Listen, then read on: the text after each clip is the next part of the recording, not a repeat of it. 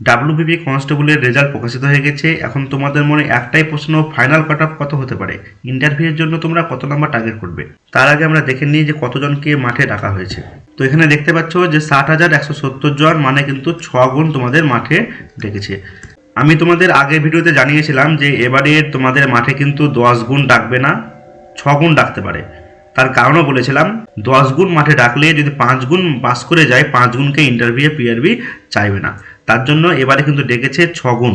সেক্ষেত্রে 3 গুণ বা 4 গুণ বাদ গেলেও 2 গুণ ইন্টারভিউয়ে ডাক পাবে। এবং সেক্ষেত্রে কাট অফ বলেছিলাম যে 6 গুণ ডাকলে কাট অফ জেনারেলে হতে পারে 46 প্লাস মাইনাস। তো দেখতে পাচ্ছ জেনারেলের ক্ষেত্রে কাট অফ গেছে 48.5, 48.5 কাট অফ গেছে। এবং ফিমেলদের ক্ষেত্রে কাট অফ গেছে 36। বাকি কাট অফগুলো প্রায় কিন্তু আমার কাছাকাছিই গেছে। আমি এরকমই কাট অফ প্রায় বলেছিলাম, একটু 19-20 তো হবেই। তো সব থেকে আনএক্সপেক্টেড কাট অফ যদি বলা যায়, সেক্ষেত্রে কিন্তু দেখতে পাচ্ছ যে এই সিভিক পুলিশ বা হোমগার্ড বা এক্স সার্ভিসম্যান, এদের যে কাট অফটা গেছে 42, এটা বলতে পারো একটু আনএক্সপেক্টেড কাট অফ। বাকি কাট অফগুলো প্রায় ঠিকই আছে। 6 গুণ যেহেতু ডেকেছে, 10 গুণ ডাকলে এই কাট অফটা কিন্তু আর একটু কম যেত, সেক্ষেত্রে হয়তো জেনারেল 42 পর্যন্তও চলে আসতো। তো তোমাদের আগের ভিডিওতে জানিয়েছিলাম যে মাঠ হবে তোমাদের 8 তারিখ থেকে 21 তারিখ পর্যন্ত, এবং 3 দিন ছুটি আছে। সেই 3 দিন ছুটি বাদ দিয়ে 11 দিন তোমাদের কিন্তু মাঠ হবে, ঠিক আছে, 8 তারিখ থেকে 21 তারিখ পর্যন্ত।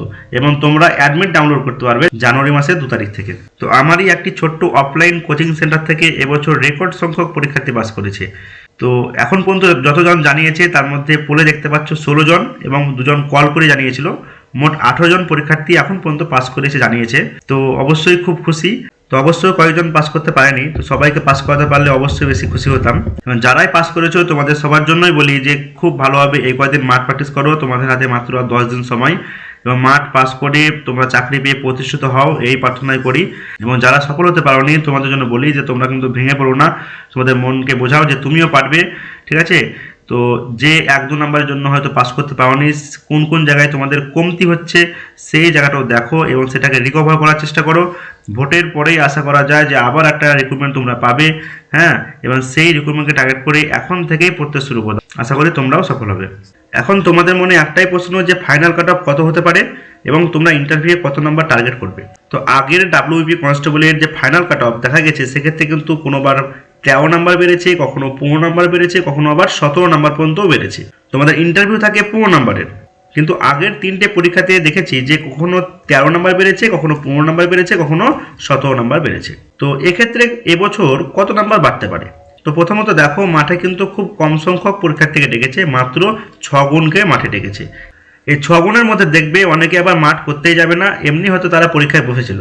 কারো হয়তো দেখবে হাইটের সমস্যা হবে, কারো হয়তো ওয়েটের সমস্যা হবে, এবং যেহেতু খুব তাড়াতাড়ি মাঠ হচ্ছে এই কারণে কিন্তু অনেকেই মাঠ প্র্যাকটিস করার সময় পাবে না, এই কারণে কিন্তু মাঠটাও অনেকে কমপ্লিট করতে পারবে না। তার জন্য আমার মনে হয়েছে এই 6 গুণ থেকে 4 গুণ হয়তো আউট হয়ে যেতে পারে, মাত্র 2 গুণ বা হয়তো 1.5 গুণ পর্যন্ত হয়তো মাঠ পাস করতে পারে। বুঝতে পারছো? তার মানে ইন্টারভিউয়ে তোমাদের কম্পিটিশনটা কিন্তু খুব কম হবে আমার মনে হয়।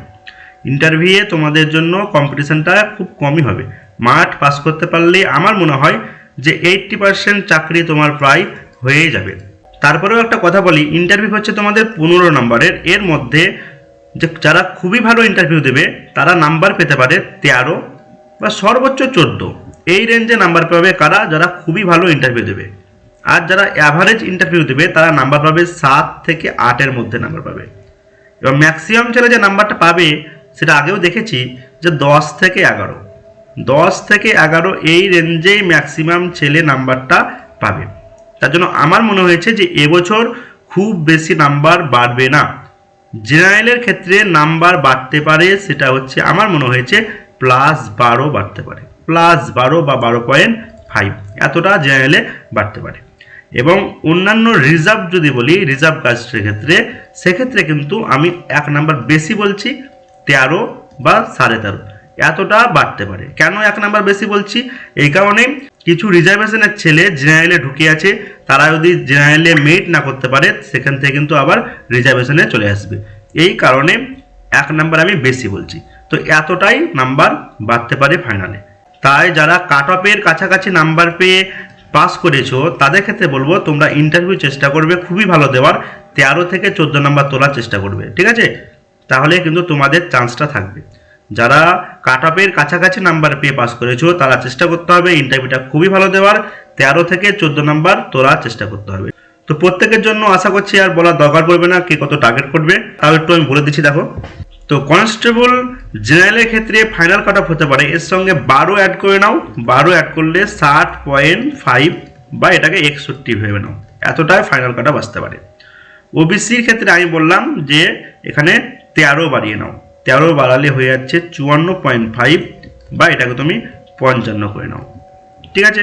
এটার ক্ষেত্রেও সেম 54.5 বা তুমি 55 টার্গেট করে নেবে, তাহলেই আমার মনে হয় ফাইনাল লিস্টে নাম চলে আসবে।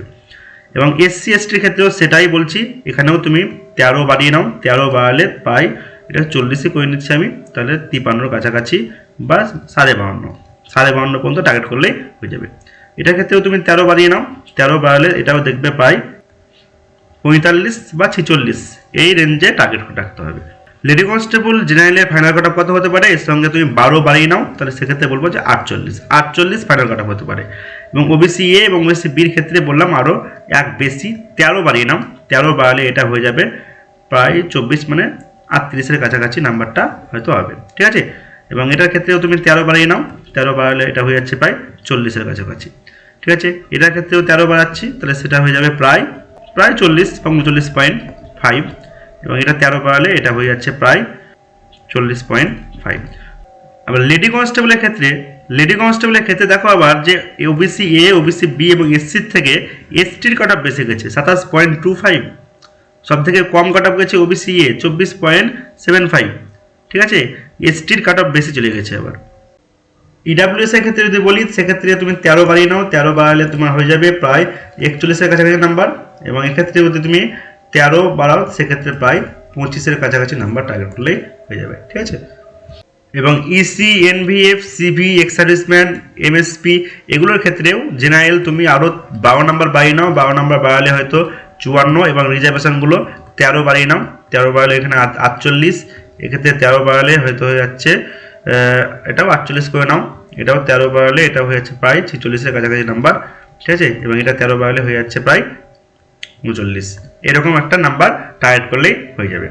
তো শেষে আমি এটাই বলছি যে জেনারেল যারা আছো তাদের ক্ষেত্রে হয়তো 12 নাম্বার টার্গেট করলে হবে, কিন্তু যারা রিজার্ভেশনে আছে তাদের ক্ষেত্রে 13 নাম্বার চেষ্টা করতে হবে, ঠিক আছে। 12-13, তাহলেই আশা করছি যে কাট অফটা ছিল সেই কাট অফ থেকে তোমরা ফাইনাল লিস্টে নামটা আনতে পারবে। আর যাদের 60+ নাম্বার আছে তাদের তো কোনো টেনশন করার ব্যাপারই নাই, তাদের ক্ষেত্রে হয়তো ইন্টারভিউ 1-2 নাম্বার হলে যথেষ্ট, তারা তো ইন্টারভিউ হিরোর মতো অবশ্যই ঢুকবে ইন্টারভিউ। এবং ফিমেলদের ক্ষেত্রে আর ডিটেলস আলোচনা করলাম না, তোমরাও সেক্ষেত্রে বলি 12-13 মতো টার্গেট করবে, তাহলেই আশা করছি হয়ে যাবে।